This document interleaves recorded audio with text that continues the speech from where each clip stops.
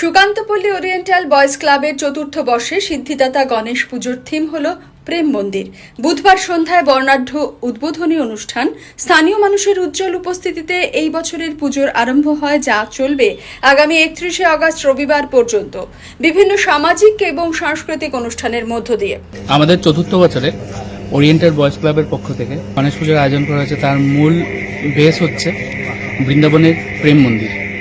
আজকের যুগে যেভাবে দেশে দেশে, রাজ্যে রাজ্যে, শহরে শহরে মানুষের মধ্যে হানাহানি, রাহাজানি এই সমস্ত দেখা যাচ্ছে, ভ্রাতৃত্ববোধের অভাব, আমরা সেই ভ্রাতৃত্ববোধ, সৌহার্দ্যবোধ এবং প্রেম ভালোবাসার উপর ভিত্তি করে আমাদের এই নিবেদন বৃন্দাবনের প্রেম মন্দির।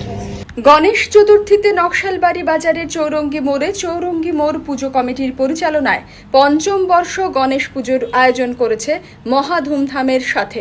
নকশালবাড়ি বাজার সংলগ্ন আমরা সবাইয়ের পরিচালনায় 14তম গণেশ পুজোর আয়োজন করা হয়েছে। নকশালবাড়ি রথখোলা মোড়ে এবার প্রথম বর্ষ গণেশ পুজোর আয়োজন করেছে রথখোলা ইউথ। এছাড়াও বিভিন্ন জায়গায় গণেশের আরাধনায় মেতে উঠেছেন সাধারণ মানুষ।